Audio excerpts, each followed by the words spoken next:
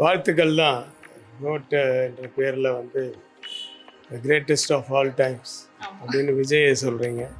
So அவருக்கு வந்து இந்த மாதிரி ஒரு மாரத்தான் 50 இயர்ஸ் மாரத்தான் பண்ணுறதுல அவங்க ரசிகர்கள் ஒருத்தனான எனக்கும் ரொம்ப சந்தோஷம். அன்றைக்கி இருக்கிற ஸ்டேஜில் வந்து விஜய்க்கு வந்து பெரிய ஹீரோ அந்த இது இல்லை. இருந்தது படங்கள் வந்து நல்ல ஃபேமிலி ஓரியன்டாக இருந்தது. ஸோ அதனால தான் அவருக்கு ஆக்ஷன் வந்து பார்த்திங்கன்னா கடைசியில் அந்த சாங்கை வச்சு கிளைமேக்ஸ் பண்ணியிருப்பேன். அதுதான் மைனஸாக அப்போ சொன்னாங்க. எனவே அப்புறம் இன்னொரு மைனஸ் சொன்னாங்க. நான் அப்போ வந்து ஃபேமஸாக இருந்தது வந்து ரம்பாவை விட்டுட்டு இந்த புது ஹீரோயினோட போயிட்டாங்க அப்படின்னு ஒன்று சொன்னாங்க. பட் ஒரு பெரிய சந்தோஷம் என்னென்னா அதுக்கப்புறம் ஒரு 20 வருஷம் கழித்து ஆஸ்கார் வாங்கின ஒரு படத்தில் வந்து இந்த படத்தினுடைய கரு இருக்குது அப்படின்னாங்க. நீங்கள் கேஸ் போடுங்க அப்படின்னாங்க. அதெல்லாம் போட முடியாது, அவங்களுடைய ஸ்க்ரீன் பிளேயே வேறு, என்னுடைய ஸ்க்ரீன் பிளே வேறு. பேஸ் இருக்குது.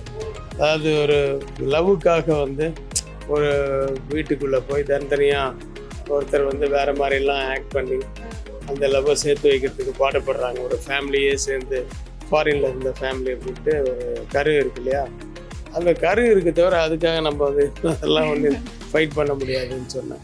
அதில் ஒரு பெருமை. சரி, நம்ம பேஸ் வந்து ஆஸ்கார் அவார்டு வாங்குற அளவுக்கு ஒரு பேஸாக வந்து அது வந்து செலக்ட் பண்ணியிருக்காங்க அப்படின்ட்டு. ஸோ ரொம்ப சந்தோஷம். இன்றைக்கும் மின்சார கண்ணா வந்து 25 வருஷம் ஆச்சு.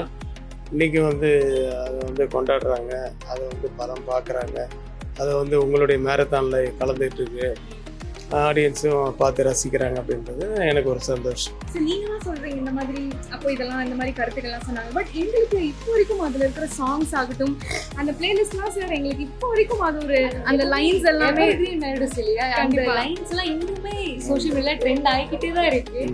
ஸோ அதில் வந்து அப்போது மின்சார கண்ணன் பேர் வச்சிருக்காருன்னா படையப்பால் அந்த மின்சார கண்ணன் ஒரு சாங் வரும். ஆமா சார். அதை இன்சிஸ்ட் பண்ணார் ப்ரொடியூசராக. கேஆர்ஜி தான் ப்ரொடியூசர். அவர் அந்த மின்சார கண்ணான்னு டைட்டில் வைக்கலாமே அப்படின்னாரு. சரி, ஓகே, எப்படி மின்சார கண்ணா தானே இவர் நம்ம விஜய், அதனால் அந்த டைட்டில் ஆப்டாக இருந்தது. அவர் அதில் இன்னொரு இன்சிஸ்ட் பண்ணார். சார், எனக்கு இந்த மாதிரி நீலாம்பரி மாதிரி ஒரு கேரக்டர் தான் மெயினாக இருக்கணும் அதில் அப்படின்னு சொல்லி அவர் இது பண்ணாங்க. அதுக்கப்புறம் தான் நாங்கள் கதையை ரெடி பண்ணோம். அதில் வந்து குஷ்புவை அப்போ போட்டோம். ஏன்னா ரம்யாவே போட்டால் அது மாதிரி இருக்குன்னு சொல்லி குஷ்பு அது மாதிரி போட்டு ஆம்பளைங்களாவே வெறுக்கிற ஒரு அடமெண்ட் கேரக்டர் அப்படின்ற மாதிரி அவங்கள கொண்டு வந்தோம். பட் ஃபுல்லாக ஹியூமர் வந்து பேஸ்டு தான். படம் பூரா ஹியூமர். என்னை கேட்டால் வந்து விஜய் வந்து முதல்ல வந்து அவ்வளோ ஹியூமர் பண்ண ஒரு படம் அப்படின்னு பார்த்தா இதுதான். அதுக்கப்புறம் தான் நிறைய படங்கள்ல வந்து அவர் ஹியூமர் எல்லாம் பண்ணாரு. Super sir. இப்போ நீங்க சொன்னீங்க விஜய் சார் வந்து அப்போ அவ்வளோ ஃபேமஸ் இல்லை அப்படின்னு. பட் நீங்க அந்த படம் பண்ணும்போது நினைச்சீங்களா அவங்க வந்து இல்லை அவ்வளோ ஃபேமஸ் இல்லை அப்படின்னா சூப்பர் ஸ்டார் ரேஞ்சில் இல்லை. அப்போ ஒரு நல்ல ஒரு மார்க்கெட்டபிள் ஹீரோ தான். அவர் படங்கள் உடனே விற்கும். இவங்களும் விற்றுட்டாங்க படத்தை. ஸோ அந்த மாதிரி இருந்தது தவிர அதாவது ஒரு மாஸ் வந்து ரஜினி சார் அந்த மாதிரிலாம் இல்லாமல் கொஞ்சம் கம்மியாக இருந்தது, அவ்வளோதான். அதுக்கப்புறமா நிறைய இப்போ இவ்வளோ பெரிய ஒரு ஸ்டாராக வருவார்னு அப்போ நீங்கள் யோசிச்சிங்களா சார்? இல்லை, அவர் பெரிய ஸ்டாராக வருவார்னு அப்போ யோசிச்சோம். இல்லைன்னா நம்ம அவர்கிட்ட போயிருக்கவே மாட்டோம்ல. அவர் வந்து பட் ரொம்ப பொலைட்டு, ரொம்ப அந்த ஷூட்டிங் நாட்கள், அந்த டிஸ்கஷன் பண்ண நாட்கள் எல்லாமே எங்களுக்கு நல்லா ஞாபகம் இருக்குது. அது வந்து ரொம்ப ஒரு பொலைட்டான ஒரு ஆள். அவரோட அன்ஃபர்கெட்டபிள் மொமெண்ட் ஏதாவது ஆன் ஸ்க்ரீன்ல உங்க பேர் நாங்க பார்த்திருக்கோம். ஸோ ஆஃப் ஸ்க்ரீன்ல ஏதாவது ஒரு ஆஃப் ஸ்க்ரீனில் நான் ஏற்கனவே சொல்லியிருக்கேன். அதாவது நியூசிலாண்டுக்கு போனோம் அந்த சாங்ஸுக்கு. அப்போ சாங் பிகினிங்கில் தான் இங்கெல்லாம் ஷூட்டிங் முடிச்சு கடைசியாக தான் போனோம். இங்கெல்லாம் ஷூட்டிங்கில் ரொம்ப அம்பலாக, ரொம்ப குவைட்டாக, ரொம்ப சாதுவாக அப்படி தான் இருப்பார். ஆனால் ஷார்ட்டில் வந்து பின்னிடுவார். ஆனால் அங்கே போனோன்னே அந்த சாங் எடுக்கும்போது அப்படி ஒரு கலாட்டா. அவர், நான், பிருந்தா மாஸ்டர், இவங்க அசிஸ்டன்ஸ் எல்லாருமே ரொம்ப ஷாக்கு.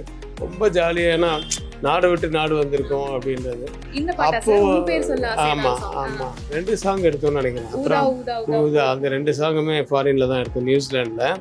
நியூசிலாண்டு இல்லை, சாரி, சுவிட்சர்லாண்டு நினைக்கிறேன். அங்கே ரொம்ப ஜாலியாக இதுவாக இருந்தார். அப்போது அடிக்கடி அவர் ஃபோன் பேசிகிட்டு இருப்பார். என்னப்பா யார் இப்போ பேசுகிறேன் அப்படின்னு. அப்புறமா ஷூட்டிங் முடிச்சுட்டு அவர் எங்கள் கூட வராமல் அவர் வேறு ட்ரிப் ஒன்று போட்டார்.